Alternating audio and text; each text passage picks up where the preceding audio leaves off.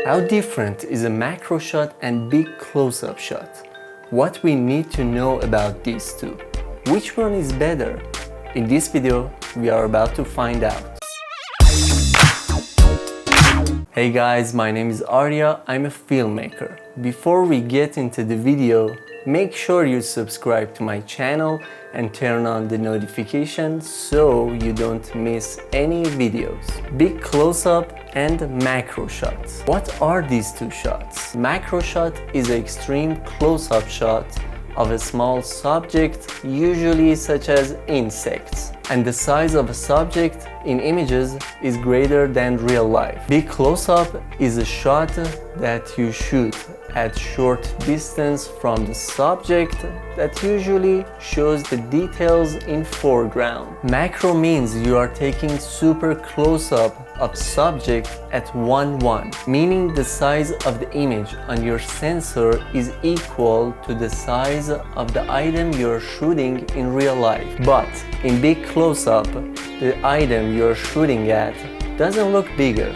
It's just something that you're shooting from the short distance. By the way, I will show you two awesome videos using these two types of shot at the end of this video, so stick around for that. What you need to know about macro and big close-up. For macro shot, you either need a macro lens or a reverse ring adapter, which I made a video about that before, you can check it out here, and the macro filters. And for shooting big close-up, you can almost always use any zoom lens that you already have, but you need to keep some things in mind. You need to shoot in a very short distance, so it's better to invest in a lens with shorter minimum focus distance and using a telephoto lens. So if you want to shoot in macro, the best choice is investing in macro lens,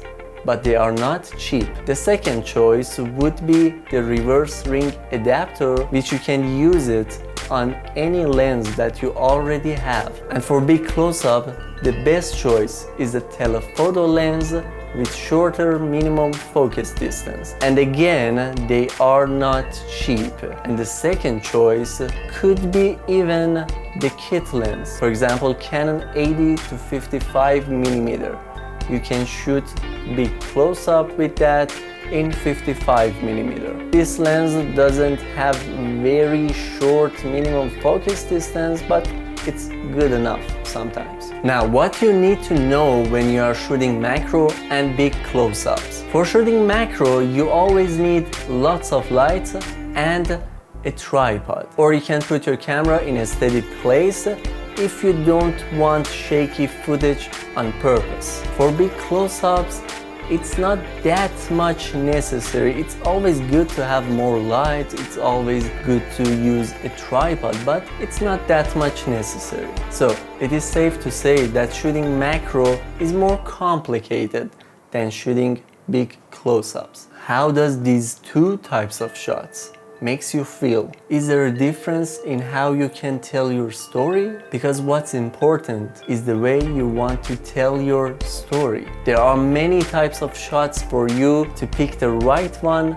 depends on your story. I made two videos of one subject using Canon 80 to 55 millimeter and reverse ring adapter. Even I use the same music for both of them. For big close-up, I shoot in 55 millimeter, and for macro, I use reverse ring adapter on that same lens. Now let's see two awesome videos. One shoot in macro and the other shoot in big close-up.